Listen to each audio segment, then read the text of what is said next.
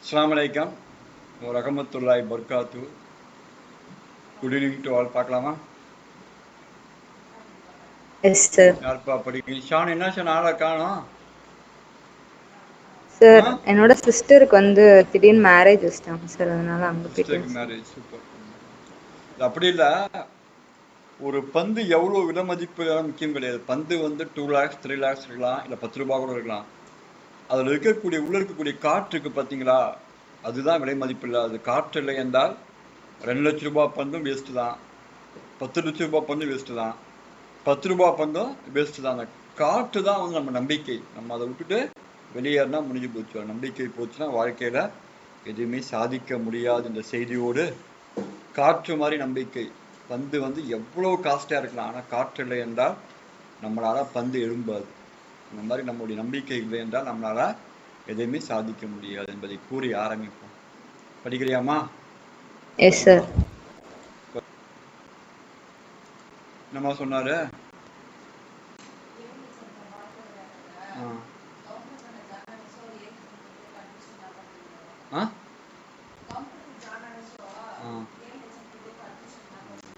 போலாமா, பார்க்கலாமா? Yes sir. படிமா. இந்தியாவிற்கும் மாலத்தீவிற்கும் இடையிலான உறவுகளை வலுப்படுத்துவதை. இந்தியாவிற்கும் மாலத்தீவு ரொம்ப முக்கியம்ப்பா. எந்த கடலுக்கு பரியுதுங்க மாலத்தீவு? இந்தியா மாலத்தீவு. மாலத்தீவு எந்த கடல்? அரபிக் கடல் இருக்குதா, வங்காள விரிகுடா இருக்குதா? எங்க இருக்குது மாலத்தீவுகள்? இவ்வளவு கம்மியா இருக்கீங்க ஜிகேல. பரியுது இல்லையா? சல்கா இல்லையா? அரபிக் கடல் தான் சார். ரூபேவா? ஆமா சார். ரூபே செலுத்துகை ஒப்பந்தம். ரூபே மூலமா அவங்க என்ன பண்றாங்க, பேமெண்ட்டை வந்து செலுத்துறாங்க. செலுத்துகை ஒப்பந்தம் வந்து நடைபெறும். சார் கேக்குதா சார்? கேக்குதுப்பா சார். இந்தியன் ஓஷன்ல இருக்கு சார். அதான் சொல்லுவாங்க, மாலத்தீவு இந்தியன் ஓஷன்மா தான் கேட்டோம். தலைநகர் என்ன தெரியும் மாலத்தீவுகளுக்கு? மாலி சார். மாலி. ஒரு ப்ராப்ளம் நடந்தது தெரியுமா? Yes sir. என்ன ப்ராப்ளம் சார்? இந்தியன் இதெல்லாம் பாய்காட் பண்ணாங்க சார் அவங்க. இந்திய பெருங்கடல், அதோட தலைநகர் வந்து மாலி ரெண்டுமே சொல்லுவாங்க. இப்போ நாடுலாம் தெரிஞ்சுக்கோங்க, புரியுதா இல்லையா? தீவு, சுற்றுலா தீவு அது, புரியுதா? அது முக்கியமாக சுற்றுலா தான் அங்கே முக்கியமான தொழில், சுற்றுலா தீவு அது. ஓகேவா? அப்போ மாலிக்கு நமக்கும் ரூபேல செலுத்துகின்ற ஒப்பந்தம் இருக்குது. நம்ம பணத்தை வந்து அவங்க ஏற்றுக்கொண்டு ரூபேல செலுத்துறாங்க. அதோட சுற்றுலா தீவுகள் அது. ஓகேவா? அது முக்கியமானது. 2வது பாயிண்ட்மா, இந்தியாவில் தேசிய பாதுகாப்பு ஆலோசகர் பதவி இந்திய அரசாங்கத்திற்கு மிகவும் சக்தி வாய்ந்த அதிகாரத்துவ பாத்திரங்களில் ஒன்றாகும். இந்தியாவில் தேசிய ஆலோசகர், தேசிய பாதுகாப்பு ஆலோசகர் 1994 கொண்டு வந்தாங்களா? 1998 வந்து ஃபர்ஸ்ட் அப்பாயின்மெண்ட் சார். கொண்டு வந்தப்ப 98 தான் சார். முக்கியமான பதவி. அது இருக்கிறதுலே ஒரு முக்கிய பதவி, முக்கியமான பதவி. முதல் இந்திய தேசிய பாதுகாப்பு ஆலோசகர் வந்து பிரஜேஷ் மிஸ்ரா. ஃபர்ஸ்ட் வந்து 1998 கொண்டு வந்தாங்க. ஃபர்ஸ்ட் வந்து பிரஜேஷ் மிஸ்ரா. இப்போ வந்து அஜித் தோவல் சார். பிரஜேஷ் மிஸ்ரா. இப்போ அஜித் தோவல் 2024. நிறைய முறை சொல்லியிருக்கோம், கண்டிப்பாக கேட்பாங்கம்மா, மறந்துடாதீங்க, கரெக்டாக பண்ணுங்க.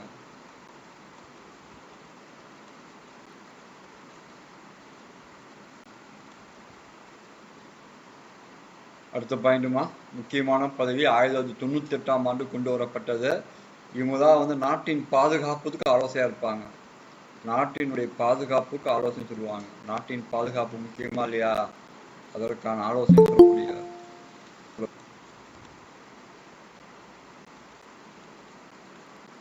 அடுத்த பாயிண்ட்மா, ஒரு உற்சாகமான வளர்ச்சியில் ராஜஸ்தானின் ஜெய்சல்மாரில் உள்ள தேசிய பாலைவன பூங்காவில் ஆண்டுதோறும் நடத்தப்படும் நீர்க்குழாய் கணக்கெடுப்பு ஆபத்தான நிலையில் உள்ள கிரேட் இந்தியன் ராஜஸ்தான் எங்கம்மா பஸ்டர்டின். இருக்கு? ராஜஸ்தான் ஜெய்சால்மர் இல்லையா? ஆமா சார். ஜெய்சால்மர் இதுதான் ஹையஸ்ட் வெப்பநிலை பதிவாகும். ஜெய்சால்மர் தான் இந்தியாவின் உயர்ந்தபட்ச வெப்பநிலை பதிவாகும். அதை முதல்ல தெரிஞ்சுக்கோங்க. இந்தியாவின் மிக குறைந்த மழை உயர்பட்ச வெப்பநிலை பதிவாகும் இடம், ரொம்ப வறட்சியான இடம் வெப்பநிலை. இங்கதான் அந்த பர்ஸ்ட் காணாம போயிடுச்சா? கிரேட் இந்தியன் பஸ்டர்டின் குறிப்பிடத்தக்க இருப்பை வெளிப்படுத்தியுள்ளது. பஸ்டன் வந்து என்னது? பஸ்டன் வந்து இங்க காணாம போயிடுச்சா? இருக்குதா பஸ்டன்? இந்த உயிரினம் என்னவா இருக்குது? டேஞ்சர்ல போயிடுச்சா?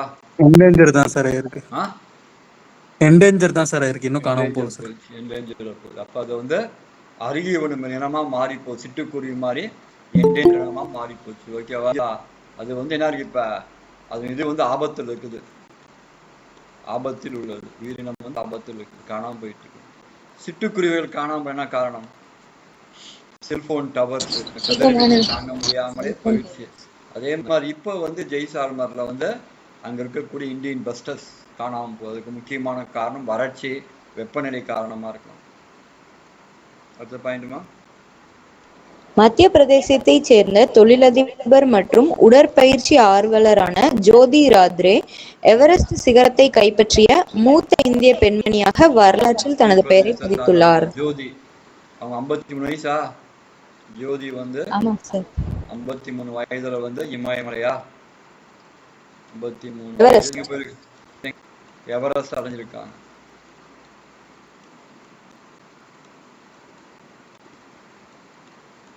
சிகரத்தை அடையுது, முக்கியமான பாயிண்ட். எவரெஸ்ட் சிகரம் எங்க இருக்குது? இந்தியாவில எங்க இருக்குது? எங்க பாரு எவரெஸ்ட் சிகரமா? இமயமலை இருக்கு. இங்கதான் நாட்டுல இருக்குன்னு கேட்டான். இந்தியாவில கிடையாது எவரெஸ்ட், நேபாள். சொல்லுமா இல்லையா? நேபாள் இருக்குது. நேபாளம் தான் எவரெஸ்ட். K2 தான் எங்க இருக்குது? இந்தியாவில் இருக்குது. 2வது உயரமான சிகரம் தான் இந்தியாவில். முதல் உயரமான சிகரம் இந்தியாவில் கிடையாது.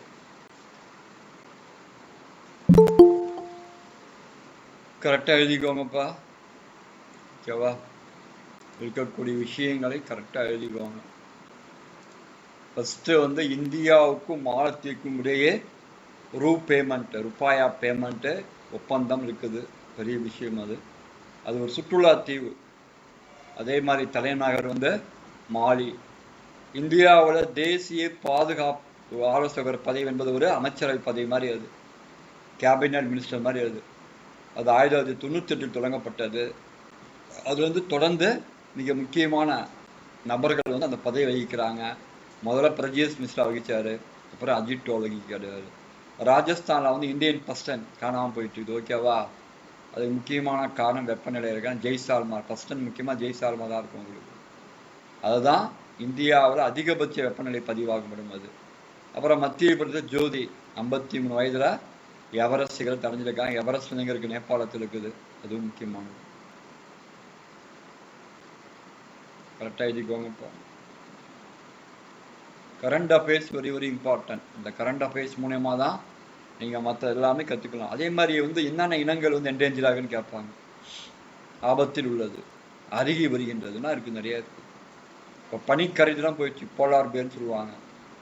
அதுவும் ஆபத்துல தான் இருக்கு உங்களுக்கு, என்டேஞ்சர்.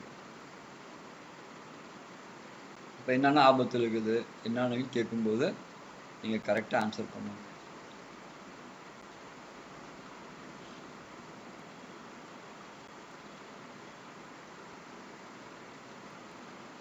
நீ எல்லாம் வந்து இந்த ஃபீல்டு போயிடக்கூடாது ஷானு, புரியுது?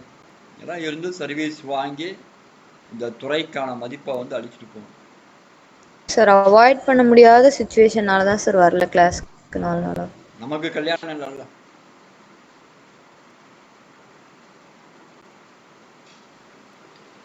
ரொம்ப நாள் வராம இருந்தாலும் அதே கிளாஸுக்கு மாதிரி ஆயிடும் உனக்கு. இல்ல சார், அவ்வளோ ஃபீல் பண்ணேன் சார் கிளாஸ்க்கு வர முடியாம. வீடியோஸ் தான் சார் பார்த்துட்டு இருக்கேன் இப்போ. கிளாஸ்க்கு வரும்போது வேற மாதிரி இருக்குல்ல, வீடியோஸ் பார்க்கறதுனால இருக்கு. நீலாம் ஒரு வித்தியாசமான பொண்ணு தெரியும். நீலாம் வந்து இது கூட தெரியும். சார் சொல்லுங்க அப்துல் ரஹ்மான், வந்துட்டீங்களா? வாங்க வாங்க. அப்பதே வந்துட்டேன் சார். அஸ்ஸலாமு அலைக்கும் சார். சார் இது 4th பாயிண்ட்ல சார் அந்த ஜோதின்னு சொல்லியிருக்கீங்கல்ல சார், அவங்க 53 நாள் எவரெஸ்ட் சிகரத்தை அடையறாங்க அவங்க.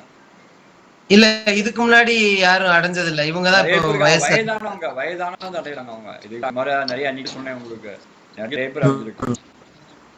அவங்க வயசு 53 வயசு அடைஞ்சு அவங்க அடையறாங்க. முதல்ல இளமையா நிறைய பேர் அடைஞ்சிருக்காங்க.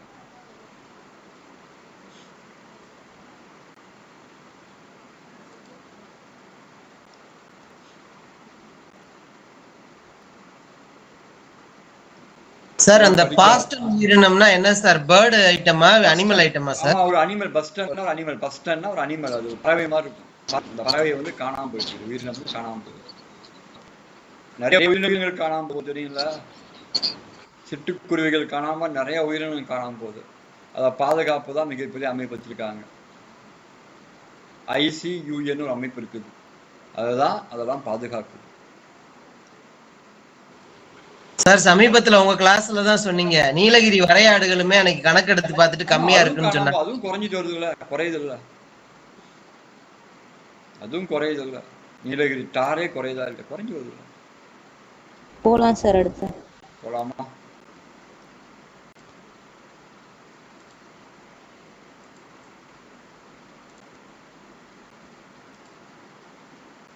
படிப்பா. பல தோட்டங்கள் மற்றும் பல சாகுபடியின் காரணமாக ஹிமாச்சல பிரதேசம் பல கூடை மாநிலம். ஆப்பிள் அப்படியே பிரிச்சு சாப்பிடலாம். பல தோட்டங்கள் மாநிலம் தான். பல தோட்டங்கள் அதிகமாக உள்ள மாநிலம் எது? ஹிமாச்சல் பிரதேசம். பல தோட்டங்கள் மாநிலம் ஹிமாச்சல் பிரதேசம். மணாலிலாம் அங்கதான் இருக்குது, ஹிமாச்சல் பிரதேஷ்.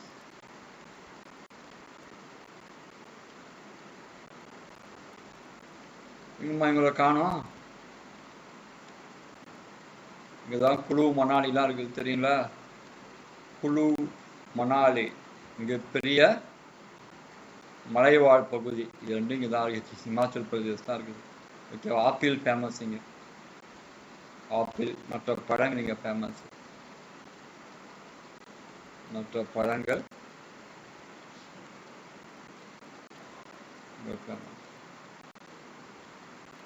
ஹிமாச்சல் பிரதேசம் தான். அப்ப பல தோட்டங்கள் அதிகமுள்ள மாநிலமா இந்தியாவில் அழைக்கப்படுகின்றது. அடுத்த பாயிண்ட்மா. உலக வங்கியின் அறிக்கை 10வது உலக நீர் மன்றத்தில் வெளியிடப்பட்ட பகிரப்பட்ட செழுமைக்கான நீர். உலக வங்கியின் அறிக்கையின்படி என்ன சொல்லுது? நீரினுடைய அதோட இன்றியமைப்பது சொல்லுது உங்களுக்கு. உலக வங்கியினுடைய அறிக்கைப்படி 10வது உலக நீர் மாநாடு நடக்குது. பார்த்தோமே, இந்தோனேஷியா பாலி. பாலியில நடக்குது பாலி மாநாடு. அந்த மாநாட்டுல வந்து தண்ணீருடைய சிறப்புகள், தண்ணீருடைய சிறப்புகள், அதனுடைய பயன்பாடு, ஓகேவா, அதை பத்தி விளக்குறாங்க உலக வங்கி. அதோட பயன்பாடு எப்படி வந்து, அடுத்தது வந்து அதனுடைய ஸ்கேர்சிட்டி, அதனுடைய தண்ணீருடைய தேவை எப்படி அதிகரிக்கும், அதை பற்றிலாம் மிக முழுமையான ஒரு இது அதில் கொடுத்துருக்காங்க. தண்ணீர் தேவை அதிகரிப்பு அதை பற்றிலாம் சொல்கிறாங்க. ஓகேவா? அப்போ அதை முழுமையாக அடுத்த உலகப்போர், 3வது உலகப்போரே நீருக்கு தான் வரும்னு சொல்கிறாங்க. இப்போ தண்ணீர் தேவை எப்படி அதிகரிக்கிறது இதை ஃபுல்லாக பார்க்கணும்.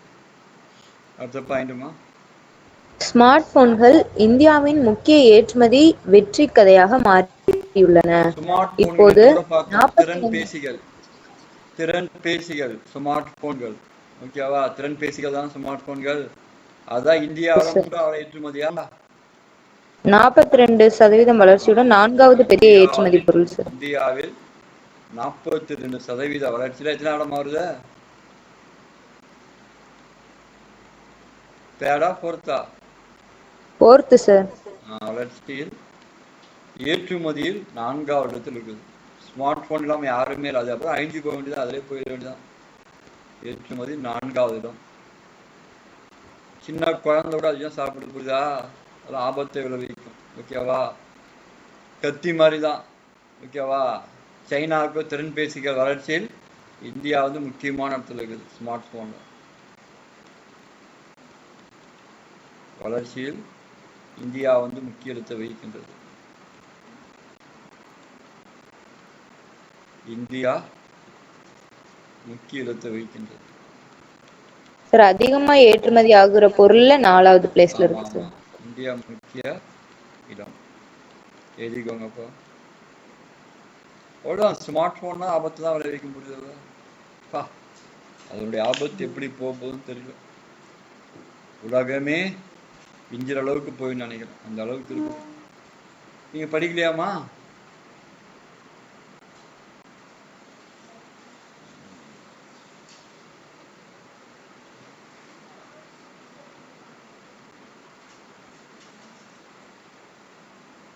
தண்ணீருடைய தேவை அதிகரித்து கொண்டே இருக்கின்றது. அதே சமயத்துல பயன்பாடு அதிகரிக்குது. ஆனால் தண்ணீருடைய உற்பத்தி மழையால் உற்பத்தி ஆகுது குறையுது. கிளேசியஸை காணாம போச்சு. பார்த்த வெனிசூலியால கிளேசியஸை காணாம போயிடுச்சு. பழத்தோட்டங்கள் போனா ஆப்பிள்லாம் அப்படியே பனியை நனைஞ்சிருக்கும். புரியுதுல்ல? 5 நதிகள்ல சில முக்கியமான நதிகள் அங்க பாயுது. எங்க? ஹிமாச்சல் பிரதேசம். தர்மசாலா அங்கதான் இருக்குது. புத்த மதத்தினுடைய முக்கியமான பிச்சுக்கள். அதே மாதிரி அன்பேவான ஒரு படம் எம்ஜிஆர் நடிச்சிருப்பா தெரியுமா இல்லைங்களா? அந்த படத்தை ஹிமாச்சல் பிரதேஷ் நிறைய காமிப்பாங்க.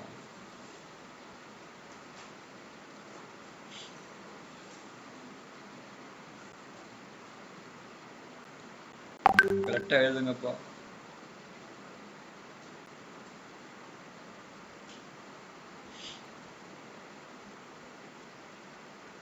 எழுதியாச்சு சார். போலாமா? அப்துல் ரஹ்மான் எழுதிட்டு பாரு. ஒரு நிமிஷம் சார், முடிக்க போறேன்.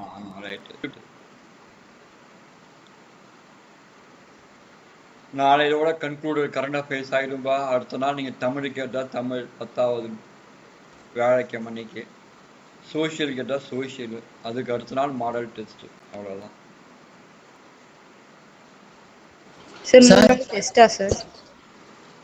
நீங்க ஏதாவது தமிழ் 10வது தமிழ் கேட்டாங்க, எது 10வது தமிழ்னா 10வது தமிழ் எழுதுங்க. அடுத்த நாள் கொஸ்டின் பேப்பர் ரெடி பண்ண கொடுத்துட்டான். அடுத்த நாள் கொஸ்டின் பேப்பர் ரெடி ஆயிடும். மாடல் கொஸ்டின் பேப்பர் எழுதிட்டு நம்முடைய சிறப்பான இந்த இதை முடிவுக்கு கொண்டு வர வேண்டியது. சார் அந்த 5வது பாயிண்ட்ல குழு மணாலினா ஹிமாச்சல் பிரதேசத்தில் இருக்கக்கூடிய முக்கியமான சுற்றுலா தலங்கள் தான் குழு மணாலி. இல்ல சார், அது ஒரே இடமா 2 இடமா? குழு மணாலிங்கிறது மணாலி 2 இடம். கொடைக்கானல் ஊட்டி மாதிரி 2 இடம். அதான் கம்மா போட்டிருக்கீங்க, அதான் கேட்டேன் சார். பழக்கூடை திட்டம்னு ஏதோ சொன்னீங்க ஃபர்ஸ்ட் ஸ்டார்டிங்ல. அது அந்த அவங்க வாசிக்கிற பிரதேசம் பழக்கூடை மாநிலம்னு அழைக்கப்படுது. ஃப்ரூட் பாஸ்கெட் சொல்லுவாங்க. அதான் பழத்தோட்டம், பழக்கூடை தான். ஃப்ரூட் பாஸ்கெட் எல்லா ஃப்ரூட்டும் கிடைக்கும். ஃப்ரூட் பாஸ்கெட் சொல்றாங்க. சார் தமிழா ஹிஸ்டரியான்னு சொல்ல சொன்னீங்க சார், யாரும் சொல்லல. நீங்களே பார்த்து வைங்க சார். தமிழ்ல எல்லாம் நாங்க போட்டுட்டு இருக்கிறோம். ஹிஸ்டரினா கொஞ்சம் நல்லா ஓகேவா? சோஷியல் வெச்சலாம். ஓகேவா? சார் சரிங்க சார். நெக்ஸ்ட் போலாம் சார். போலாமா? டிவிஷன் போலாமா? Yes sir. ஷானு வீடியோலாம் பார்த்திருக்கியா? பதில் சொல்லுவியா? சார் இன்னும் பெண்டிங் இருக்கு சார். இன்னும் எல்லாமே பார்க்கல சார். பதில் சொல்லுவியா மனோஜ்குமார்? மனோஜ்குமார் இருக்கிறார், அறிவு சார்ந்த ஆளு. சொல்லுவியா? பதில் சொல்லுவியா மனோஜ்குமார்? தெரிஞ்சவங்க சொல்றோம் சார், தெரிஞ்சவங்க சொல்றோம். தெரிஞ்சவங்க சொல்லக்கூடாது. யாராவது குறிப்பிட்ட பர்சனாலிட்டி தான் அதை வந்து ஃபார்ம் பண்ணி அதுக்கப்புறம் நம்ம சொல்லணும். அப்பதான் கரெக்டா. எல்லாமே சொல்றது கிடையாது. சரி சொல்லுங்க, யாராவது சொல்லுங்கப்பா. வழி இல்லை.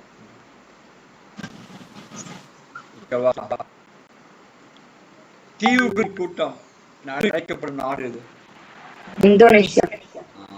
தீவுகளின் கூட்டம் வந்து இந்தோனேஷியா.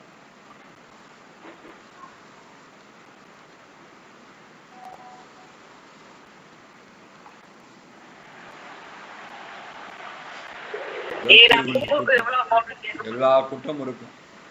தீவுகளுக்கு கூட்டம் அமைந்த கடல் எது? சமுத்திரம் எது தெரியுமா? இந்த தீவுகள் எந்த சமுத்திரத்துல வந்து அமைஞ்சிருக்குது? எங்க பரியுது? இந்தோனேஷியாவோட தீவு கூட்டம் எந்த கடல் இருக்குது? எப்படி இருக்கீங்க? மேப் கூட பார்க்கறது இல்லையா? அங்கதான் சுனாமி ஆரிஜினேட் ஆச்சு 2004ல. எங்க பரியுது? இந்தோனேஷியாவுடைய கூட்டங்கள் எந்த கடல் இருக்குது? Pacific ocean sir. கேக்குதா சார்? பசிபிக் ஓஷனா? ஏன்பா இந்தோனேஷியாவை தூக்கி பசிபிக் ஓஷன் இருக்குதா? இந்திய பெருங்கடலா சார்? அவன் சொன்னான் பாத்தியா? பாத்துட்டியா மேப் பாத்துட்டியா? நான் பசிபிக் ஓஷனா? பரீத் சொல்லிட்டு என்ன பரீத் சார் பாத்துட்டியா? இந்தியன் அண்ட் பசிபிக் ஓஷன் ரெண்டுத்துக்கு நடுவுல இருக்கு சார். இந்திய பெருங்கடல் அதிகம். இந்திய பெருங்கடல் தான் அதிகம். அப்பதான் பசிபிக். ரெண்டாவது பாயிண்ட் போலாமா? ஷரத்து 32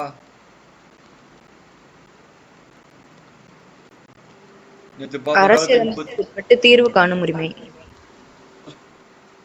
ஆன்மாவும் இதயம் போன்றது. ஆன்மாவும் இதயம் அம்பேத்கர் சொல்லியிருப்பாரு. இதயமும் போன்றது. இதை உட்பட்டு 5 ரிட்ஸ் போல 5 பேராணைகளை உச்ச நீதிமன்றத்தில் என்ன பண்ணலாம்? தாக்கல் செய்யலாம். 5 பேராணைகளை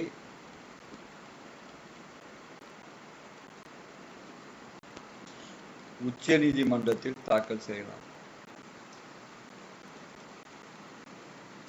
அவனை போட சொல்லி இருந்துச்சு.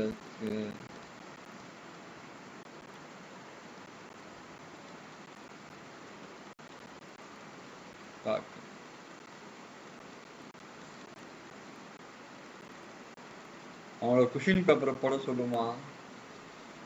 குஷின் பேப்பரை போட சொல்லுவாங்களா? இது தேவையாது. அடுத்ததுப்பா, அடுத்தது போலாமா? ஷரத்து 226 என்னப்பா? என்ன மனோஜ்குமார் 226 கேக்குதா? உயர் நீதிமன்றத்தில் பேராணை சார். உயர் நீதிமன்றத்தில் பேராணை தாக்கல்.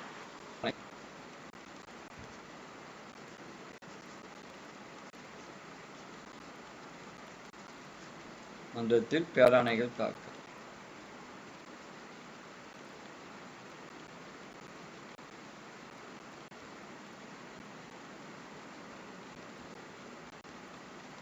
இந்த ஜெனரேஷனையும் மாறி போயிருக்கீங்க. ஏம்மா பா, உங்களை பார்த்தா ரொம்ப பயமா இருக்கு தெரியுமா? ஜெனரேஷனையும் மாறி போயிருக்கீங்க. என்னுடைய இதே போச்சு. வேங்கட மகாலிங்கம் யாருடைய பேரு? பிச்சமூர்த்தி. மகாலிங்கம் பிச்சமூர்த்தி. புது கவிதைகளின் பிதாமகன். புது கவிதைகளின் பிதாமகன்.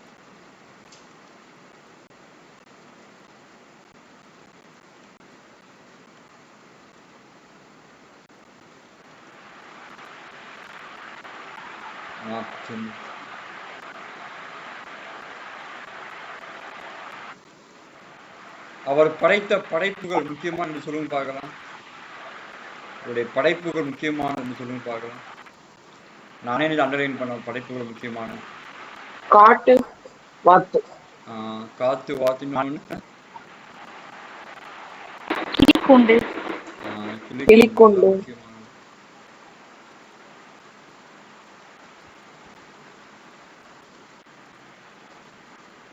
ரெண்டுமே ரொம்ப முக்கியமானது. ஓகேவா? அடிப்படை உரிமையின் பாதுகாவலன் யாரு? அடிப்படை உரிமைகளின் பாதுகாவலன் யாரு? உச்சநீதிமன்றம்.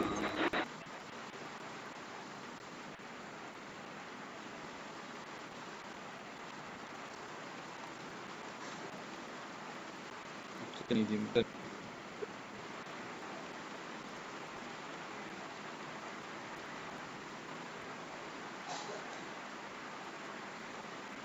எழுதிக்கோங்க. அப்படி இல்ல, உங்களை பார்க்கின்ற போது பயமா இருக்கு. ஷானு மாதிரி ஜெனரேஷன் பார்க்கும்போது தெரியும். கடின உழைப்பு ரொம்ப கம்மியாகி போகுது சமூகத்துல. புரிதல்? கடின உழைப்பு ரொம்ப ரொம்ப கம்மி.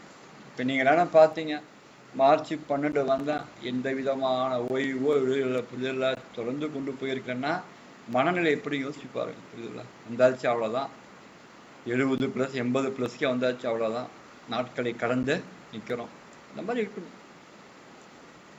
எங்கள் பாப்பாக்கெல்லாம் போட்டிருக்காங்க குரூப் ஒரு கவலை, அதாவது கொஷின் பேப்பரும் போட மாட்டாளுங்க, எதுவுமே பண்ண மாட்டாளுங்க, அப்படியே ஜாலியாக இருந்து போயிட்டே இருப்பாங்க.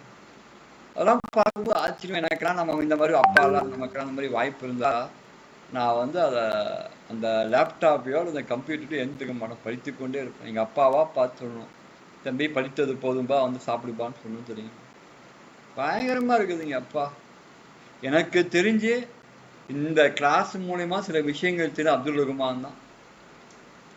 ஏதோ ஒன்று, வயது வேறு, இருக்கக்கூடிய காலங்கள் சூழ்நிலை வேறு, ஆனாலும் படித்து தன்னுடைய அறிவை மேம்படுத்திக் கொள்ள நினைக்கின்ற ஒரு சில பேர்கள் அவரும் ஒருத்தார். சரிங்களா?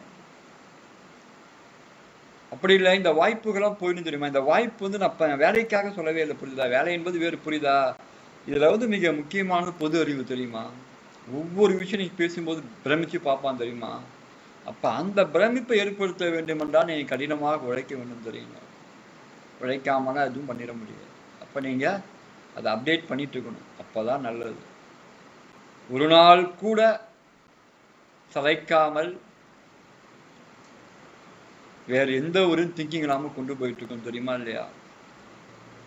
ஓய்வும் நான் உங்களுக்கு சலித்துக் கொள்வதும் தற்கொலைக்கு சமம் பெரியார் சொன்னார். அந்த ஓய்வும் சலிக்கும் இருக்கக்கூடாது, உழைக்கும் நினைக்கணும். இந்த கான்செப்ட் எல்லாம் எங்க போனாலும் ஜெயிக்க முடியாது, தெரியும். அதெல்லாம் நீங்க ஜெயிக்கணும். அதே மாதிரி கொஸ்டின் பண்ணணும். நான் சொல்றேன் சார், நிறைய பேர் முன்னுக்கு வரணும். அதெல்லாம் இல்லை, முதல்ல நீங்க இருக்கீங்களா இல்லையா என்பது இறைவனுக்கு தான் தெரியும், எனக்கு தெரியாது, புரியுதுங்களா? அலைவா இருக்கக்கூடிய ஆட்களை வந்து நிறைய பேர் இருக்கீங்க, 4-5 பேர், ஓகேவா? அலைவா இருக்கக்கூடிய ஆட்கள் இருக்கீங்க, அவ்வளவுதான். மற்றபடி யார் எங்க இருக்குன்னு எனக்கு தெரியாது. இனிமையாவது உங்க வாழ்க்கையை பார்த்து இந்த மாதிரி வாய்ப்புகள் திரும்ப கிடைக்கின்ற போது பயன்படுத்திக் கொள்வதற்கான வாய்ப்பை பாருங்க. கொஸ்டின் டிஸ்கஷனுக்கு போலாம் சார். எனக்கு ஒரே ஒரு ஆசை தான் அப்துல் ரஹ்மான், ரொம்ப நாளா சொல்லுவோம், தெரியுமா? சொல்லுங்க சார். எங்க வீட்டுல 3 பேர் இருக்காங்க பிள்ளைகள். அந்த 3 பேரையுமே கழுவ ஆரம்பிச்சா தண்ணி கருப்பா மாறிடுது, புரியுதா இல்லையா? அவருடைய வாழ்நாள் வந்து பார்க்கிங்க என்னைக்கு ஆச்சரியமா தெரியுமா? ரொம்ப ஆச்சரியப்படும் நான் வாழ்நாளை பார்க்கும்போது. அப்படியெல்லாம் நினைக்காதீங்க, ஒன்னே ஒண்ணு மட்டும் தெரிஞ்சுக்க, புரியுதா? எங்க இப்ப மிஸ்ஸஸ் கேக்குறாங்க, ஏங்கன்னு சொல்றாங்க, ஏங்க குறை சொல்லி கேக்குறாங்க. உலகத்துல வந்து நிறைய வாய்ப்புகள் பறி போனது அவங்களும் ஒருத்தான் இருப்பான், தெரியுங்களா? வாய்ப்புகள் கிடைக்காது, தெரியுங்களா? புரியுதா? உனக்கே யோசிச்சுப்பா, நீ 25 வயசா நீ எப்படி இருப்ப? நீ எப்படி படிப்பப்பா? வாய்ப்புகள் போயிடக்கூடாதுல்ல. வாய்ப்பு வந்து யாருமே மிஸ் பண்ணா ஒண்ணுமே பண்ண முடியாது, தெரியுங்களா? வாய்ப்புகள் போயிடும். யாரா இருந்தாலும் வந்து கரெக்டா இருக்கணும்ப்பா, நேர்மைகள் சொல்லணுமா இல்லையா? இப்ப இந்தியாவோட 13 துறைமுகங்களுக்கு, புரியுதா இல்லையா? அதுல 3 துறைமுகங்கள் பெரிய துறைமுகங்களா இருக்குது. அது என்னென்ன துறைமுகங்கள்? B option sir. B Chennai, Thoothukudi.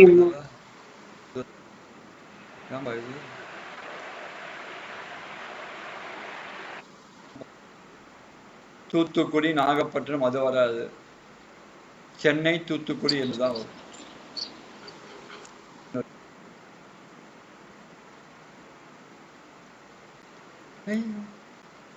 ஏன் பழைய இது என்ன ஆயிடுச்சு?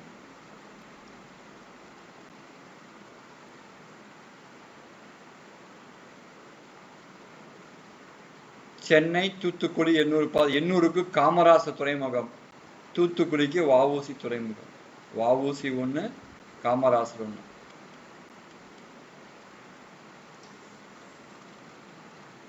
எண்ணூறு காமராசர், தூத்துக்குடி.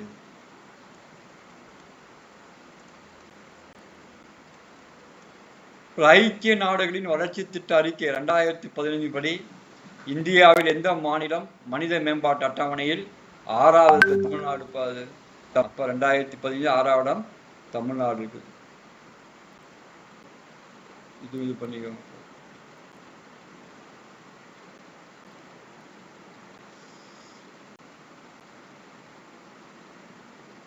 தமிழ்நாட்டின் எந்த முதலமைச்சருக்கு 1954ஆம் ஆண்டு 3 பேருக்கு கொடுத்தாங்கப்பா?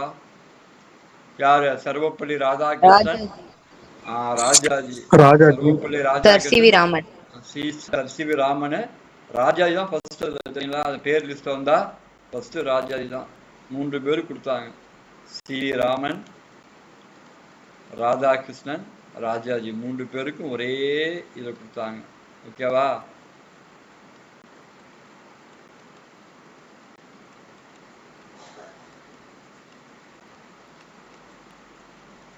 எழுதிக்கோங்க. அப்படி இல்லை அப்துல் ரஹ்மான், தன்னுடைய உழைப்பே இல்லாமலாம் ஜெயிச்சிட முடியாது தெரியுமா யாருமே. இப்போ நான் உழைப்பெல்லாம் ஜெயிக்க முடியுமா? நீ எல்லாம் வந்து வேற மாதிரி போயிருப்ப தெரியுங்களா? உழைப்பது கஷ்டம். இப்போ இந்த கிளாஸ்க்கு வரேன்னா அதுக்கு முன்னாடி எத்தனை மணி ஒர்க் பண்ணணும் தெரியுமா? எத்தனை ஸ்லைடு ரெடி பண்ணணும், ஸ்லைடு கரெக்டாக இருக்கா, என்ன ஆன்சரு, என்னென்ன ஸ்லைடு எப்படி நடத்தணும், எவ்வளோ left brain right brain work பண்ணணும் தெரியுமா? ஹார்ட் ஒர்க்கே. காலையிலேருந்து சும்மா இருக்கிறதுக்கா வாழ்க்கை? காலையில் எழுந்துக்கிறோம், நைட் ஆறு சும்மா இருக்கும்போது வாழ்க்கை முடியுமா? கற்று நியூஸ் பேப்பரால் படிப்பாங்க தெரியுமா இல்லையா? சில வீடுகளில் சும்மா இருக்க மாட்டாங்க, சில வீட்டில் நியூஸ் பேப்பராக படிப்பாங்க தெரியுங்களா? எந்த வாசிப்பு இல்லாமல் ஒரு நாள் கடந்து போயிடக்கூடாதுல்ல.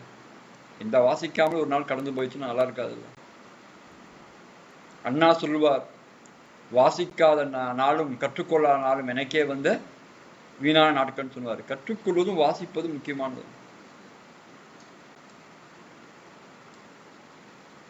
ரெண்டுமே ஒன்றும் பண்ண முடியாது. வாசிப்பது கற்றுக்கொள்ளும். இப்ப நாங்கெல்லாம் படிக்கிற இன்ஸ்டியூட்ல வந்து 10 மணி ஆனா ஒரு ரூம்ல வந்து ஸ்டடிஸ் ஆரம்பிப்பாங்க. மற்ற எல்லாமே படிக்க ஆரம்பிச்சிடும் தெரியுமா? படிப்பு என்பது ஒரு தொடர்ச்சியான செயல்பாடு தெரியுங்களா? கற்றல் என்பது சொல்லியிருப்பாங்க உழவே இல்லை. கற்றல் என்பது தொடர்ச்சியான செயல்பாடு. ஃபரீத் படிச்சா ஷானு படிக்கும், ஷானி படிச்சா பிளஸ்ஸி படிக்கும். அது இப்போ ஒரு வீட்டில் ஒருத்தர் புக் எடுத்து அடுத்த புக் எடுத்துருவான் தெரியுமா இல்லையா? பார்த்துறீங்களா ஸ்டடி அவர் செய்ய? அது ஒரு கற்றல் தொடர்ச்சியான சம்பவம். நீ விளையாடப்பட அவனும் விளையாட போயிடுவான். புரியாதான் சொல்லலாம். முன்னேர் எப்படி போகின்றதோ அதை சார்ந்துதான் பின்னேர் வரும்னு சொல்லுவான். முன்னேர் கரெக்டா போகணும்ல, பின்னேர் வராதுல அவனுக்கு. அதுக்கு சொல்ல ரகுமான். எனக்கெல்லாம் இந்த மாதிரி வாய்ப்பெல்லாம் கிடைச்சுன்னா நான் வந்து சொன்னேன் எங்க அப்பாவா, அப்பா எழுந்திருப்பேன். எல்லாம் நெட் வசதி எவ்வளோ இருக்கு தெரியுமா? நான்லாம் வந்து குரூப் போல டாப்பராக வரும். ஃபர்ஸ்ட் ரேங்க் நான் தான் வரும். 190 மேலே போடுவேன். என்னை யாரும் அசைத்திருக்க முடியாத அளவுக்கு நான் அறிவாளியாக இருப்பேன் தெரியுங்களா? நான்லாம் சிவில் சர்வீஸ் எழுதும்போது நான் தான் தமிழில் ஃபர்ஸ்ட் மார்க் தெரியுங்களா? இந்தியாவிலே தமிழில் ஃபர்ஸ்ட் மார்க் நான் தான். அந்த மாதிரி உங்களுக்குள்ள ஒரு உணர்வுகள் இல்லை, ஒரு எய்ம் அடைகின்ற ஒன்றுமே கிடையாது. ஏதோ ஒன்று அதை சாப்பிட்றோமா போகிறோமா அந்த மாதிரி புரியல. கண் போன போக்கிலே கால் போகலாமா, கால் போன போக்கில நாம போகலான்னு கேட்பாரு. அந்த மாதிரி கண் போன போக்கில் போயிட்டு இருக்கீங்க. ஆபத்தை வந்து விலை கொடுத்து வாங்குறீங்க. சார் தேடல் இருக்கிற வரைக்கும் தான் சார் ருசி இருக்கும். தேடல் கிடையாதுப்பா. உனக்கு இப்ப இன்று ஒரு நாள் 28ஆம் தேதி என்ன செஞ்சு கேட்பாங்கல்ல? நீ 23 வேலை சாப்பிட்ட ஜம்முன்னு இருக்குன்னு சொன்னா அது வந்து ஏற்புடையதா இருக்குமா? உனக்கு ஏற்புடையதா கிடையாதுல்ல. உனக்கு வயது என்ன வயது இருக்குது, ஏற்புடைய என்ன இருக்குது, உன்னை பார்த்து வந்து தேடல் அப்படின்னா எல்லாமே தேடல் தான். இப்ப நீங்க உங்களுடைய ஏஜுக்கு அத்தனை தேடல் உங்களுக்கு இருந்துச்சு. டெல்லி வரைக்கும் போய் நீங்க படிச்சீங்க, கஷ்டப்பட்டீங்க. நான் வந்து ட்ரெயின் வந்து எனக்கு வந்து 4 மணிக்கு எழுந்துச்சு 4 மணிக்கு ட்ரெயின் பிடிச்சாதான் நான் வந்து போயிட்டு 7 மணிக்கு கிளாஸ் போக முடியும், 6:30 மணிக்கு கிளாஸ் போக முடியும். புரியுதுல்ல? நீ 4 மணி எழுந்திருக்க போறியா, ட்ரெயின் பிடிக்க போறியா? எங்க போ? ஒண்ணுமே கிடையாது. உனக்கு கொடுக்கப்பட்டு நீ 8 மணிக்கு எழுந்துக்கிற, சொகுசா இருக்கிற, நீ ரெடி ஆகிறதுக்குள்ளார ஒரு 1/2 நாள் போயிடுது தெரியுமா இல்லையா? இந்த ஒரு வாழ்வியல் உன்னை எப்படி வந்து உன்னை சாதனையாளர் எப்படி நீ வந்து ஏர்ன் பண்ண முடியும்? நீ என்ன ஒண்ணுமே பண்ண முடியாதுல்ல. புரியுதுல்ல? நாளைக்கு கேட்பான், நம்மளை கேள்விகள் கேட்பாங்களா இல்லையா? எதுவுமே பண்ண. இப்ப நான் வந்திருக்கேன்னா ஒரு நாள் லீவு உள்ள அப்துல் ரஹ்மான் மாதிரி ஆட்கள்லாம் குறைய வந்து தேடுவதற்கு ரெடியா இருக்கின்ற போது, பரியெல்லாம் குறையத்தை ரெடியா இருக்கும்போது உங்களுக்கு குறைகள் ஷானெல்லாம் கடி ஊத்து இருக்கும். புரியுதுல்ல? உங்களை எல்லாத்தையும் நான் வந்து அந்த ஒரு உழைப்பு என்ற போர்வையால மூடி இருக்கேன் தெரியுங்கள? நீங்க வந்து அதனாலதான் நீங்க மூணு இருக்கீங்க. என்ன ஆகும் தெரியுமா நிலைமை? அப்துல் ரஹ்மான்னா சும்மாங்க சமுதாயமே வேணும்னு சொல்லிடுவான். அப்துல் ரஹ்மான் சொல்லுவான், சமுதாயமே வேணுங்க, நடத்தவங்கள ஒன்றும் வேஸ்ட்டுங்க, வேஸ்ட் சொல்லணும். பிளஸ்ஸி சொல்லுவோம், அங்கேயே படிச்சிருப்போம்ப்பா, ஏன்பா என்ன தேவையில்லாம ஒண்ணுமே இல்லப்பா, ஏன்பா சொல்லுவோம். ஷானு சொல்லுவோம், சமுதாயம்னா ஏமாத்தேவல்னு சொல்லுவோம். பரீத் சொல்லுவான், எவனையுமே அறிவாளன்னு சொல்லுவான். புரியுதுல? இவர்களெல்லாம் தாண்டி பந்தை கொண்டு வந்து ஆட்டமை ஒரே தனி மனிதனாக பண்டை கொண்டு வந்து கோல் அடிக்கிறோம். புரியுதுல? ரொம்ப கஷ்டம். புரியுதுல? அந்த மாதிரி திறமைகளை வளர்த்துக்கணும்ல. நேற்று என் பொண்ணு சொல்றா, நீ எங்கெங்கயோ போனப்பான்னு சொன்னான். உன் திறமை இங்கேயே ஒன்றும் இல்லை, நீ எங்க போய் என்ன பண்ண போற? உழைப்பு என்பது என்ன? எங்க இருந்தாலும் உழைக்கணும். புரியுதுல்ல? உங்க திறமைகளை என்ன பண்ண முடியாது சொல்லவா? போலாமா சார்? சொல்லுங்க அப்துல் ரஹ்மான். நீங்க உங்களுடைய நேரத்தை வந்து அவங்க கிட்ட கொஞ்சம் ஸ்பெண்ட் பண்ணுவீங்களா சார்? அவங்க போன் தான் பார்ப்பாங்க, காலையில போன் பார்ப்பாங்க. உங்க ஃப்ரெண்டா சொல்றேன் சார், அவங்கள குறை சொல்றதை விட்டுட்டு உங்களே குறை சொல்லப்பா. அவங்க இல்லப்பா, அவங்க வந்து போன் பா, நீ போய் அவங்க என்ன சொல்ல முடியும்? அவங்க கேட்கணும்ல, அப்பா என்னப்பா இப்ப படிக்க ஆரம்பிச்சா சந்தோஷமா இருக்கும்ல. இப்ப பரியுது காலையில வச்சு லேப்டாப்பா வந்து தொடர்ந்து படிச்சாலும் சூப்பரா இருக்கும். நீ எதையுமே லேப்டாப் அந்த ஒரு அங்க ஒரு 16 GB இருக்குது ஒரு சிஸ்டம், பெரிய சிஸ்டம். அதே வந்து 70,000 ரூபாய் போட்டு வாங்கி வச்சுக்கிறோம். நோ யூஸ் தானே பண்ண முடியும் நீங்க. தெரியல அவையா சொன்னாங்க தெரியுமா? இப்ப அதெல்லாம் சொல்ல ஆரம்பிச்சு கிளாஸ் போக முடியாது. அதுக்கு சொல்ல வரேன் தெரியுமா? சில விஷயங்களை வந்து நம்ம வந்து புரிஞ்சுக்கல. அப்பா நான் என்ன சொல்ல வரேன்னு கேட்டா, வாய்ப்புகள் போன பிறகு ஒன்றும் பண்ண முடியாதுல்ல. வாய்ப்புகள் போயிடும். அதுக்கு பிறகு நீங்க காலத்தாலன்னு சொல்ல முடியாது. அதான் வாய்ப்பு தானே முக்கியம். நான் சொன்னேன் பாத்தியா, அந்த நிலவுல இறங்கின மனிதர் 2 பேர் சொன்னேன் பாத்தியா, நீல் ஆம்ஸ்ட்ராங் வரலாற்றில் வந்து இடம்பெறாரு, தைரியமா இறங்கினாரு. அந்த தைரியம், மன உறுதி, அந்த பிரசன்ஸ் ஆஃப் மைண்ட் வேணும்ல. போலாமா? 2வது உங்களுக்கு எல்லாத்துக்குமே தான். நான் பார்க்குற இளைய தலைமுறை வேற மாதிரி இருக்குல்ல. இளைய தலைமுறை சொகுசா வாழ்ந்து எப்படி பண்ண ஒன்றும் பண்ண முடியாது. நாளை என்ன பண்ணுவீங்க?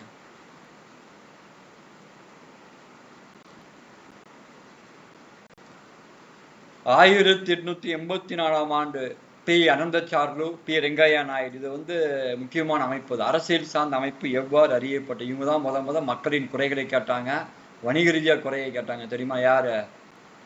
இதுப்பா மெட்ராஸ் மகஜன சபா. இதெல்லாம் படிங்கப்பா, படிக்காமல் இருக்கீங்கப்பா. அந்த சபையில தான் 2 பேரும் இருந்தாங்க. முக்கியமான சபை. காங்கிரஸுக்கு முன்னாடி சபை. ஏன்னா காங்கிரஸ் அடுத்த வருஷம் ஆரம்பிக்கிறாங்க. 1885 காங்கிரஸ் ஆரம்பிச்சிடறாங்க. ஐஎன்சி வந்துடுது. அதுக்கு முன்னால் இந்த முக்கியமான அமைப்பு வந்து மெட்ராஸ் மகஜன் சபா. மெட்ராஸ் மகஜன் எம்எம்எஸ், மெட்ராஸ் மகஜன் சபா. தமிழகத்தின் முதலாக நீதி கட்சி 100 முறை சொல்றாங்கப்பா. 1920 ஆண்டு ஆட்சி அமைக்குது. தமிழகத்தில் தன்னாட்சி இயக்கம் தமிழகத்தில் உதயமாக முக்கிய காரணமாக இந்த அன்னி பெசன்ட். ஆனா அது ஒரு சார்பா போச்சு. அதனாலதான் அந்த தன்னாட்சி இயக்கமே வரல. அங்க யார் பண்ண? மகாராஷ்டிரால யார் பண்ணா? திலகர் பண்ணார் தன்னாட்சி இயக்கத்தை. திலகர் வந்து அங்க மகாராஷ்டிரால, இங்க வந்து இவங்க பண்ணாங்க. எழுதிக்கோங்க.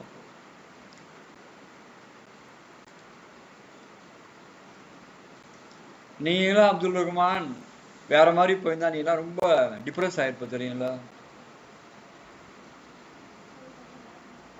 சார் உங்க கிளாஸுக்கு நான் இப்ப புதுசா வந்திருந்தேன்னா, இந்த வருஷம் தான் படிக்கிறதா இருந்துச்சுன்னா நான் நிஜமா டிப்ரெஷன் ஆகி உட்கார்ந்துருப்பேன் சார்.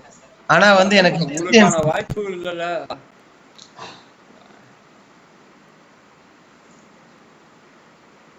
வாய்ப்புகள் சரியா பயன்படுத்தி கொண்டு எப்படி வெற்றி அடைஞ்சிருவான் தெரியுமா வாழ்க்கையில?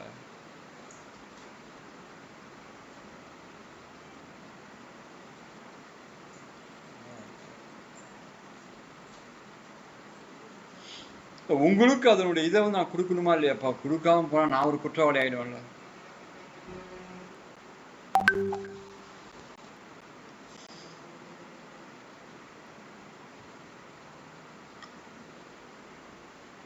இந்த மாதிரி கிட்டத்தட்ட 120 கொஸ்டின் டிஸ்கஸ் பண்ணிக்கிறோம்.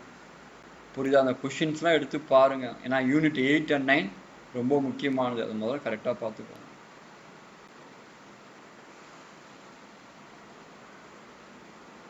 நான் எல்லாத்துக்குமா சொல்றேன் தெரியல, வாய்ப்புகளை பயன்படுத்தி கொள்ளுங்கள். கடினமாக உழைங்கள். உங்களை பார்த்தவொடனே வந்து கண்ணுக்கு குளிர்ச்சியா அமையணும்ப்பா, பரவாயில்ல, சூப்பர், பிள்ளைகள் தன் நேரத்தையும் காலத்தையும் சரியா பயன்படுத்திக் கொள்ள நினைக்கணும். புரியுதா?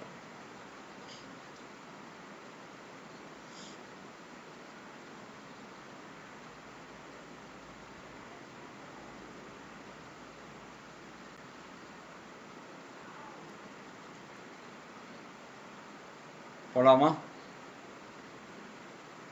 1 minute சார்.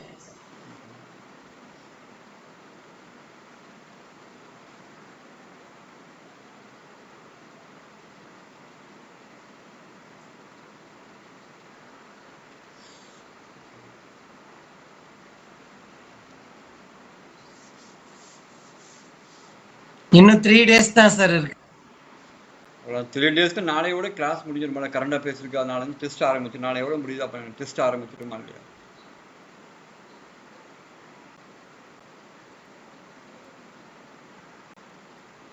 வியாழக்கிழமை என்ன சார் டெஸ்ட்?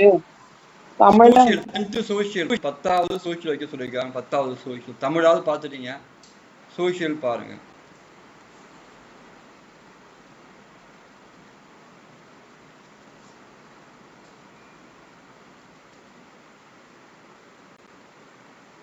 போலாமா? போலாம் sir.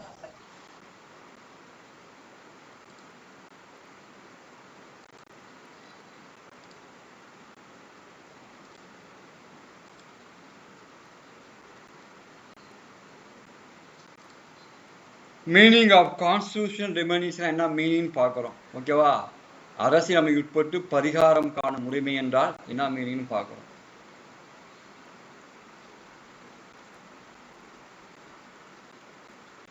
Constitutional remedies refer to the legal mechanism, சட்டப்பூர்வமான உரிமை அது. Providing by the constitution of a country to safeguard and enforce the fundamental right of individual. Safeguard, பாதுகாப்பாக ஒவ்வொரு தனி மனிதனும் கிடைக்கணும். The remedies empower citizen to seek relief from judiciary when their constitutional right are violated by the state or any other entity. யாருமே அடிப்படை உரிமை மீறினா அதற்கான பாதுகாப்பு கொடுத்தாகணும். யாரு? நீதிமன்றங்களே பாதுகாப்பு கொடுக்கணும். The remedies serve as a crucial means of upholding the rule of law, ensuring accountability and protecting the rights and the liberties of citizens within a democratic society. அப்போ என்ன பண்ணுவோம்? சட்டத்தின் எல்லாரும் சமம். அதே மாதிரி ரூல் ஆஃப் லா, சட்டத்தின் ஆட்சியை கொடுத்தாகணும். அதே மாதிரி அதுக்கு பொறுப்பேற்கணும். அதே மாதிரி அந்த உரிமைகளை என்ன பண்ணணும்? நீங்கள் பாதுகாத்து ஒவ்வொரு குடிமகனுக்கும் கொடுக்கணும். இதான் முக்கியமான பாயிண்ட்ஸ் உங்களுக்கு. ஓகேவா? மீன் என்ன? ஷரத்து 32 படி, ஷரத்து 226 படி என்ன பண்ணணும்? தனிநபர்களுக்கு நீதித்துறையாக பாதுகாப்படுத்தி பேராணையின் மூலமாக என்ன பண்ணணும்? அடிப்படை உரிமைகளை சரியாக நீங்கள் கொடுக்கணும். Right to constitutional remedies in India. இந்தியாவில் எப்படி இருக்குன்னு பார்க்குறோம். The right to constitutional remedies is a fundamental right enshrined in the constitution of India. இது ஒரு ஃபண்டமெண்டல் ரைட், அடிப்படை உரிமைங்கிறது. ஆர்டிகல் 32 அடிப்படை உரிமை. இது யாருமே மறுக்க முடியாது. The detained provisions related to the right to constitutional remedies contained in Article 32 of the Indian Constitution சர்வீஸ்ல பல்க்வாக், அது ஃபுல்லாக உங்களுக்கு bulwark against the infringement of fundamental right in India. இது மிகப்பெரிய ஒரு கேக் வாக் மாதிரி, நான் கேக் வாக் மாதிரி இது ஃபுல்லாக ஃபண்டமெண்டல் ரைட்டில் ஃபுல்லாக யாரும் அதை பறிக்க முடியாது உங்களுக்கு. By providing a legal mechanism for enforcement of the fundamental right of an aggregate citizen, this right make the fundamental rights real. இதுதான் உண்மையான ஃபண்டமெண்டல் ரைட், உண்மையான அடிப்படை உரிமையாக கருதப்படுகின்றது. உண்மையான அடிப்படை உரிமையாக இதாக கருதப்படுகின்றது. யார் என்ன பண்ண முடியாது? எந்த ஒரு தனிநபர் அடிமையை நீங்கள் பறிக்க முடியாது, பறித்து கொள்ளக்கூடாது.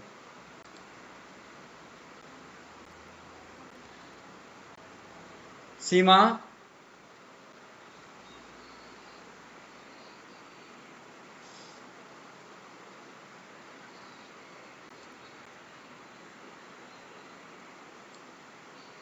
கரெக்டாக எழுதிக்கோங்க.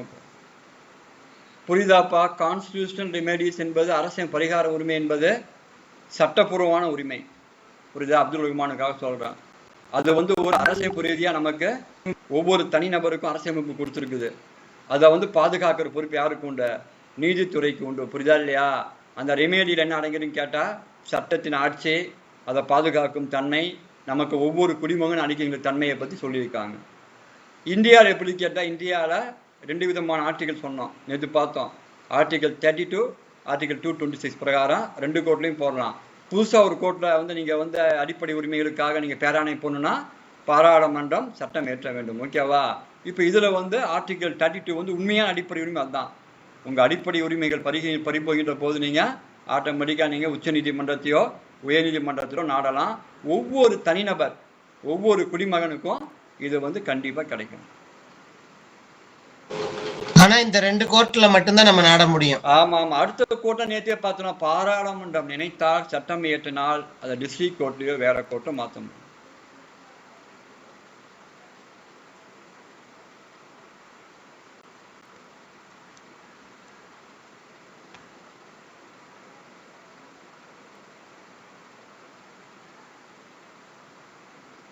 அடிப்படை உரிமையுடைய முக்கியமான தன்மையை ஷரத்து 30 அம்பேத்கர் சொன்னார். ஆன்மாவும் இதயம் போகணும்னு சொல்லி அம்பேத்கர் அதை விளக்கம் கொடுத்துருக்காங்க.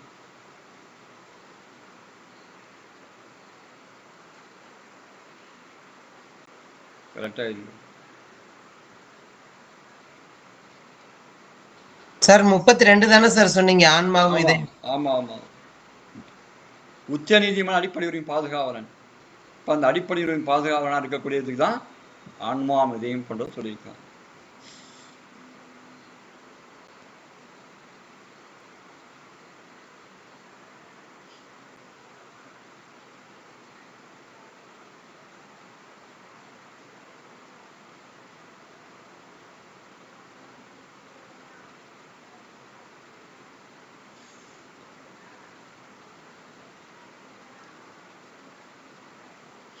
ஒழுங்கா படிங்கப்பா, காலங்கள் ரொம்ப குறைவுப்பா. கரெக்டா படிச்சா உங்களால என்ன முடியுதோ பண்ணுங்க, தப்பு இல்லை, புரியுதா இல்லையா? ஒரே முயற்சி ஒன்றும் பண்ண முடியாது. நம்ம வந்து சொல்லுவோம் பார்த்தீங்களா, I will win not immediately but definitely. நான் ஒரு நாள் வெற்றி பெறுவேன், ஆனால் உடனடியாக இல்லை, கண்டிப்பாக வெற்றி பெறுவேன், நிச்சயமாக வெற்றி பெறுவேன்னு கரெக்டாக இருக்கும்.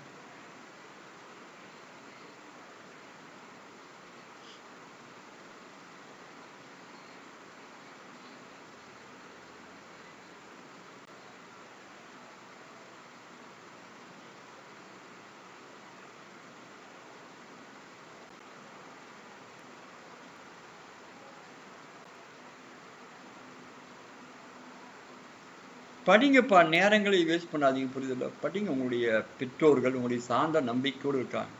இந்த நம்பிக்கையை காப்பாற்றுறது உங்கள் உழைப்பை பார்த்து தான் நம்புவாங்க, வேற எதை பார்த்து நம்ப மாட்டாங்க. உழைத்து கொண்டே இருங்க. அதனுடைய சுவை வேறு, புரியுதுல்ல? அதனுடைய பலன் வேறு. விதைத்தவன் உறங்கலாம், விதைகள் உறங்குமா? விதைகள் கண்டிப்பாக மரமாகும், புரியுதுல்ல? விதைத்தவன் உறங்கலாம். அந்த மாதிரி நீங்க போற உழைப்பு இன்னைக்கு தெரிஞ்சுக்காது, நாளைக்கு கண்டிப்பா அந்த உழைப்பு உங்களை காப்பாற்றும், தெரியுங்களா?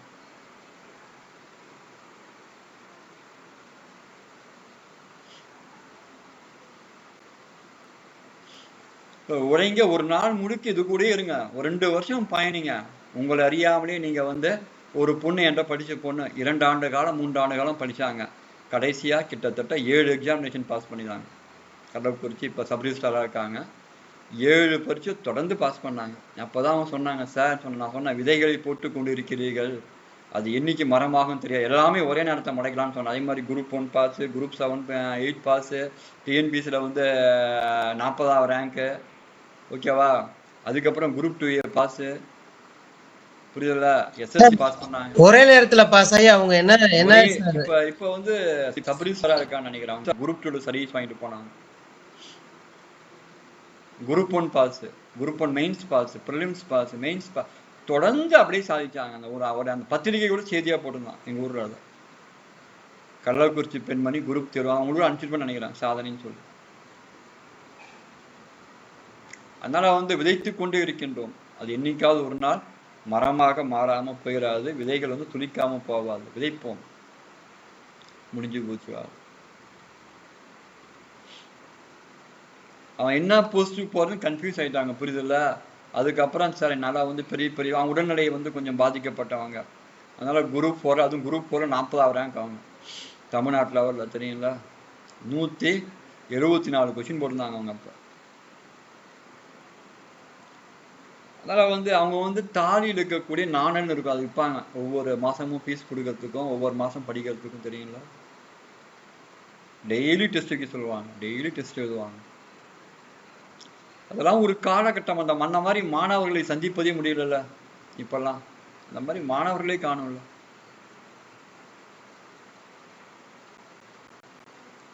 முதல்ல அந்த மாதிரி மாணவர்கள் வந்தாதான் சிறப்பா இருக்கும். அப்பதான் வந்து ஆசிரியர்களுக்கு மகிழ்ச்சியா இருக்கும். போலாமாப்பா? சூசா செல்லப்பா பத்தி பார்ப்போம் இன்னைக்கு, ஓகேவா? சார் சீசு செல்லப்பா. சீசு செல்லப்பாவா? சீசு செல்லப்பா பத்தி பார்ப்போம் இன்னைக்கு. எழுத்திதழா, எழுத்திதையை பத்தி பார்ப்போம்.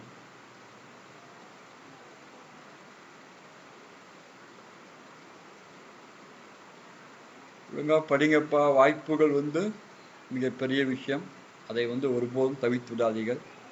தொடர்ந்து உழைந்து கொண்டே இருங்கள்ப்பா.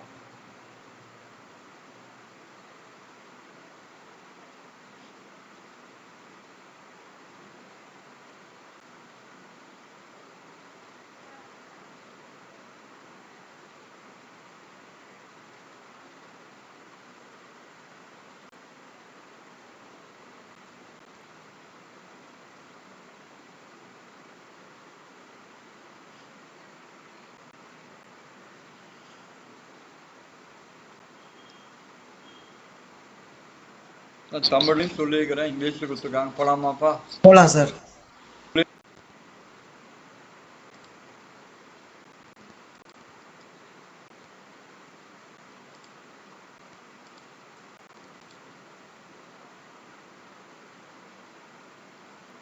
சீசு செல்லப்பா பார்த்தீங்களா? சீசு செல்லப்பாவை பற்றி என்ன சொல்லியிருக்காங்க? சின்னமனூர் தேனி மாவட்டம்ப்பா பிறந்தது. கம்பம் பள்ளத்தாக்குல பிறந்துக்கிறார் அவர். காலம் 12 1912 முதல் 1998 வரை. இயற்றிய நூல்கள் மாற்று இதயம், சரசாவின் பொம்மை, முக்கியமான புக்குப்பா அது. அந்த புக் அவார்டு வாங்கிருக்குன்னு நினைக்கிறேன். சரசாவின் பொம்மை. மணல் வீடு, 60, சத்தியாகிரகி, வெள்ளை சிறுகதை இந்த 5 தொகுதிகள், வாடிவாசல், ஜீவனம்சம், சுதந்திர தாகம், நீ இன்றிருந்தால், புதுக்குறள், இதெல்லாம் இவருடைய புத்தகங்கள். சிறப்பு பெயர் புதுக்கவிதை புறவலர், சிறப்பு பெயர் அவருக்கு. மதுரை கல்லூரியில் BA இளங்கலை பட்டம் பெற்றார். அப்பவே BA வாங்கிட்டார் மதுரை கல்லூரியில. காந்தியின் கொள்கையால் ஈர்க்கப்பட்டு விடுதலை போராட்டத்தில் பங்கு பெற்றவர் செல்லப்பா, சீசு செல்லப்பா. 1947 முதல் 1997 வரை தினமணி கதிரில் பிரபல எழுத்தாளர் திமிலனுக்கு உறுதுணையாக பணியாற்றியவர். முதல்லாம் தினமணி கதிர் சண்டே வரும், அது சிறப்பானது. அதுல உறுதுணையா பணியாற்றுகிறார். 1958 எழுத்துதழை தொடங்கியவர். சூப்பா, எழுத்துதழ் முக்கியமானது புது கவிதைக்கு. சுதந்திர சங்க இதழில் முதலாக எழுத தொடங்கியவர் சூசா செல்லப்பா. சுதந்திர சங்க எழுதினாங்க. மணிக்கொடி இந்த இதை இவரின் படைப்புகளை வெளியிட்டு ஊக்கப்படுத்தியது. மணிக்கொடி ஊக்கப்படுத்தியது. ஓகேவா?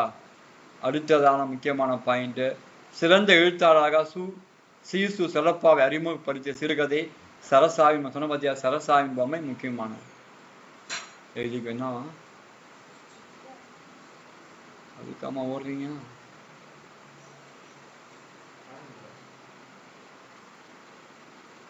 சரசாவின் பொம்மை.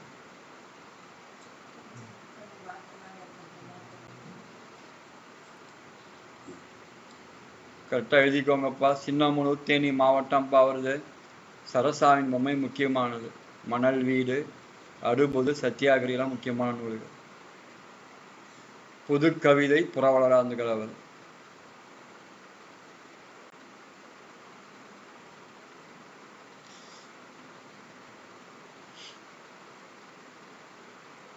எழுத்திடல் முக்கியமானது.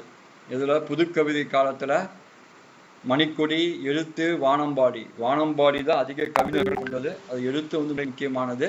இவருடைய படைப்புகள் யார் ஊக்குவிக்கிறார்? படைப்புகள் ரொம்ப அதிகமா யார் ஊக்கப்படுத்தினா? மணிக்கொடி ஊக்கப்படுத்தி ஒரு படைப்புகளை வெளியிட்டு.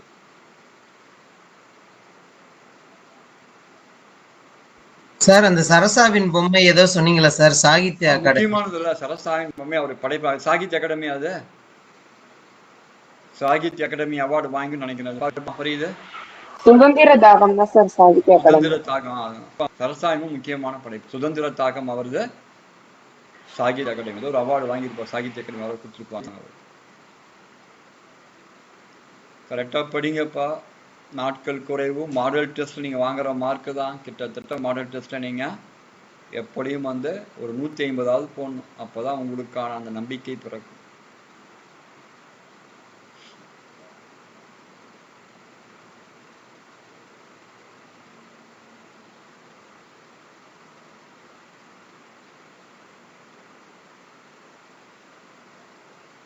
கரெக்டா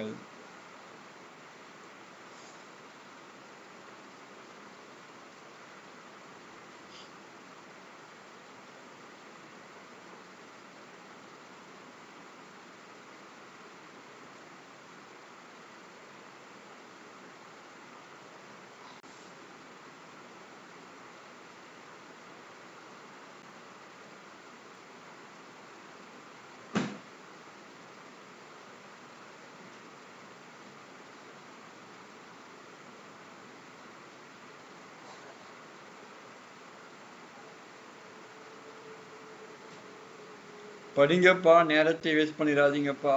இப்போ இருக்கக்கூடிய காலகட்டம் ஒவ்வொன்றும் முக்கியமானது. இந்த காலகட்டம் தான் மார்க் அதிகப்படுத்தி பண்ணி ஒரு ஆல் ஓவர் தமிழ்நாட்டில் 10,000 ரேங்க் வந்துட்டா அப்போ நீ படிக்க விட மாட்டேன். உங்கள் வீட்லேயும் என்கரேஜ் பண்ணுவாங்க. அதை நோக்கி போவாங்க. ஓகேவா? காரணங்களை சொல்லாதீர்கள். ஓகேவா? காரியம் சாதிக்க முடியாததான் காரணத்தை சொல்லுவாங்க. இந்த மாதிரி காரணத்தை சொல்லாதீங்க, காரியத்தை சாதிங்க. காரணங்களை சொல்லிக் கொண்டு இருக்கக்கூடாது, காரியத்தை சாதிக்கணும். அதே மாதிரி இந்த நேரங்கள்லாம் கரெக்டாக பயன்படுத்திக்கணும். ரிவிஷன் முக்கியம். அதோட இனிமேல் புதுசாக படிக்கக்கூடாது, ரிவிஷன் தான் முக்கியம். என்ன டாபிக் நான் எப்படி டிஸ்கஸ் பண்ணிக்கிறேன், ஒவ்வொரு டாப்பிக்கும் பாருங்கள், ஓகேவா? அதை பார்த்து இதை கொண்டு போவாங்க. கொண்டு போனீங்கன்னா கரெக்டாக இருக்கும்.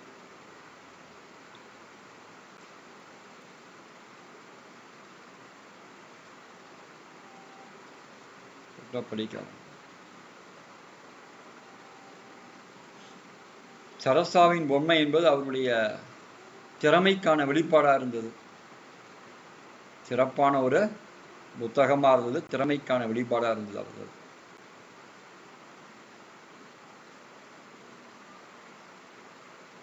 அப்பாவின் சிநேகிதர், அது முக்கியமான கதையா இருக்கும், அதுவும் சிறப்பா இருக்கும். அசோகமித்ரன், அதுவும் சிறப்பா இருக்கும். கல்மரம், அது படிச்சிருக்கீங்களா? ஒரு ஐபிஎஸ் ஆபீசர் எதுன்னு யாரு? திலகவதி. அது சூப்பரா இருக்கும். புத்தகத்தெல்லாம் வாசிங்க. புத்தகம் வாசிப்பது, அந்த கல்மரம்லாம் படிக்கிறது 3 நாள் ஆயிடுச்சு. வாசிக்கணும். வாசிக்கும் போது உங்க பிரெயின் வந்து கான்சன்ட்ரேட் கிடைக்கும், உங்களுக்கான உடனடியாக மெமரி கிடைக்கும். புரிதா இல்லையா? அது வந்து ஒரு களிமண்ணை வந்து உழுது நம்ம வந்து மணலாக மாற்றி கொண்டு இருக்கின்றோம், ஓகேவா? அந்த மாதிரி பிரெயின் மாறும், படிக்க படிக்க மாறிடும். படிப்பதற்கான நேரத்தை ஒதுக்குவது தான் வாழ்க்கையில் வந்து நம்மை உயர்த்திக் கொள்வதற்கான நேரம். அதுதான் கற்பது தான் உயர்வானது. அதற்கு நேரம் ஒதுக்கும் போது தான் நம்ம வந்து நிறைய கற்றுக்கொள்ள முடியும். எழுதியாச்சு அப்பா. படிங்க, பாருங்க, மற்றவர்களையும் இது பண்ணுங்க, ஓகேவா? ஷானுலாம் ஒரு 10,000 வருவியா ஷானு? சார் அதை விட ரொம்ப கம்மியாவே வருவேன் சார். 10,000 வரத்துக்கே நீ வந்து 160 போடணும், 180 கம்யூனல் ரேங்க் 500 வந்தாதான் உண்டு. 500 கம்யூனல் 100 போன தடவை கம்யூனல்லே 449ல இருந்தேன் சார். எவ்வளோ? 449 சார் கம்யூனல் ரேங்க்ல. எவ்வளோ ரைட்டா போட்டேன்? 135? இல்ல சார் 111 தான் சார் போட்டேன். படிக்காம எழுதுனது சார், அது காலேஜ் படிக்கும்போது சும்மா எழுதுனது. கம்யூனிட்டிவா யார் நம்ம ஆளுங்க போறா? நீ உமன்ஸ்ல கம்யூனிட்டி ரேங்க்ல வந்து நம்ம யார் போடுறாங்க? மார்க் எவ்வளோ? 180? எவ்வளோ இந்த மார்க்? 170 சார். போன முறை கட் ஆஃப், கடைசி கட் ஆஃப் பிசிஎம்க்கு 164 மார்க். 164 கொஸ்டின் ரைட்டா போட்டா உள்ள போனாங்க. சார் எனக்கு தெரிஞ்ச அண்ணன் வந்து 161 போட்டிருந்தாங்க சார், அவங்க போயிருந்தாங்க. 161 ஒரு வாய்ப்பு. வேற ஏதாவது ரிசர்வேஷன் வேற ஏதாவது இருக்கும் அதுல உதாரணம்? இல்ல சார், டைப் ரைட்டிங் வச்சிருந்தாங்க. 161 क्वेश्चंस சார். சொல்லுமா, டைப் ரைட்டிங்க்கு 10 மார்க், 5 மார்க்ல 10 மார்க் வேரி ஆகும் சில சமயங்கள்ல. 5 to 10 மார்க் வேரி. நான் டைப் ரைட்டிங் வச்சிருக்கேன் சார். வச்சிருக்கியாரு? ஹையரா லோ? போத் ஹையரா? Both higher sir, Tamil and English. Question paper தான் டிசைட் பண்ணி உங்களுக்கு சொல்லணும். வாய்ப்பு இருக்குது, பார்ப்போம் எப்படி போகுதுன்னு பார்ப்போம். வாய்ப்புகள் எந்த மாதிரி நிலைமை நீடிக்குதுன்னு பார்ப்போம். நல்ல ரேங்க் வாங்க, படிச்சிங்கன்னா கண்டிப்பாக நீங்களாம் சான் உனக்குலாம் 5 மார்க் கம்மியாகும். 160 இருந்தால் கூட வாய்ப்பு இருக்குது. தமிழ் மீடியமா 10வது, இங்கிலீஷ் மீடியமா?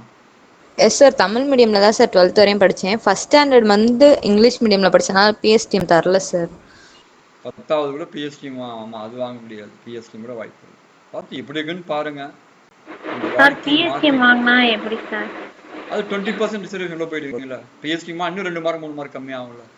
158 இருந்தாலே பிஎஸ்டி உள்ள போயிருக்காங்க.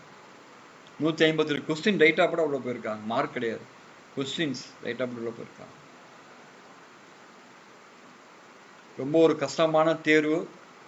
உங்களுடைய உழைப்பு தான். ஏன்னா இது வந்து மெமரி பேஸ்டு. எதை கேட்பான்னு சொல்ல முடியாது. எதை கேட்டாலும் எழுதுவது ரெடியாக இருக்குன்னா நம்முடைய ஹார்ட் ஒர்க்கு தேவை. அப்போ தான் நீங்கள் அதை ரெடி பண்ணி சரி பண்ண முடியும்.